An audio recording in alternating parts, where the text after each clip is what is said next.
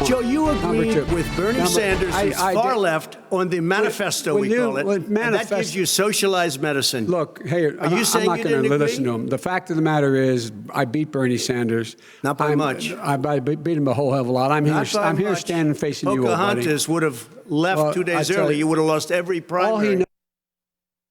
It was a heated debate taking center stage in the nation last night, and we're talking about it this morning after President Trump and former Vice President Joe Biden squared off for the first time this election cycle. This debate, like none that we've ever seen. No opening handshake, social distancing, and masks were also part of the proceedings. And for the majority of the 90-minute debate, it sounded like what you just heard. Both candidates exchanging verbal blows, talking over each other, and the moderator, Chris Wallace.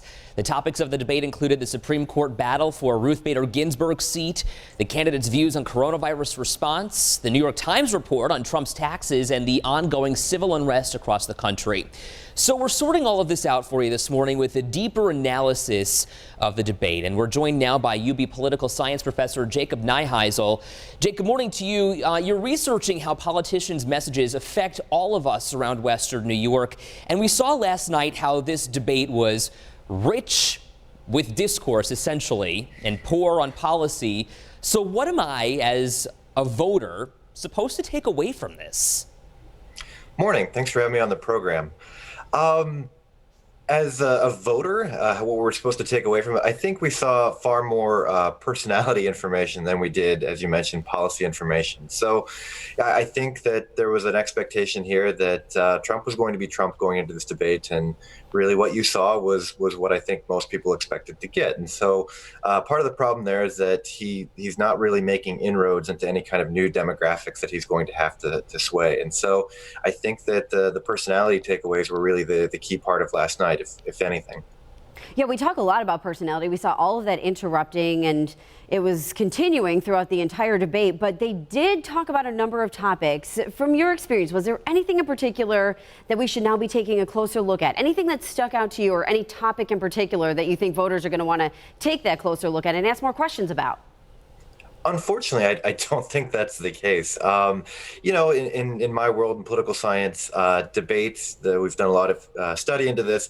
They very rarely move the needle. Of course, we can all point to those ones that did and prop them up and say, yeah, of course it can happen. But I don't know that there's really any much in the way of policy information that voters could take away. And certainly I don't think there was anything there for the undecided voter to the extent that they still exist at this point. You know, let's talk about those undecided voters for a second. I'm just reading a political article that was written overnight while you were sleeping, and they talked about the Republican pollster Frank Luntz having a focus group of so many different voters from battleground states, and so many of them from Arizona, Pennsylvania, Iowa, Florida, Ohio, North Carolina, Wisconsin, Nevada, still undecided. And he asked them, well, what will change your mind, and how can you still be undecided after 90 minutes of debate? What do you think it will take for these undecided voters to decide? That's a great question. And again, in political science, we're a bit skeptical of the purely undecided voter or the purely independent voter. Usually some people have leanings one way or another, and they're reluctant to level those for whatever reason, right? They like the idea intellectually of being an independent and maintaining that status for as long as possible. That's not to say that there aren't people who walk into the voting booth and decide there on the spot, but for the most part, we think that people do have leanings, whether or not they'll admit them to themselves or not. And the margin of sort of undecided voters that can be picked up here is probably quite small, especially at this point. All right, so what do we need to see the next time these two come together, in your opinion? What needs to change to make voters be able to hear about the policies and hear the information that they need to make those decisions? So I think a format change is going to be key, and I do believe we're going to see that. It's going to be more of a town hall style debate with, voters asking questions rather than, a moderator who can quite easily be steamrolled, as we saw last night by President Trump. So I think format is really going to be key in allowing voters to see more in the way of policy relevant information rather than personality.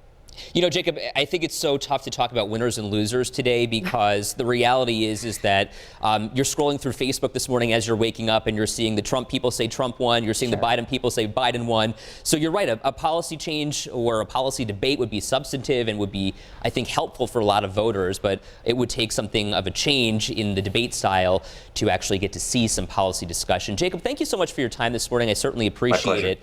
You know, this is something that is going to be of conversation throughout the day as you go to work, as you go to school today. It's a topic of conversation that we're going to have no matter who you are, what kind of voter you are, whether or not you have already voted or if you plan on voting. It's important to at least get your civil duty done. But I'll tell you, last night it was tough to see the two kind of going at it with no real solutions and no real issues being discussed. And George Stephanopoulos calling it the worst political debate he's ever seen. I am looking forward to a different format, and maybe that will change things. Maybe, like Jacob just suggested, it will allow us to get down to the nitty-gritty of some of these policy and this information that we need to get as voters. Yeah, we need it, to say the least, and we needed to see the next 4 years who is the best candidate moving forward.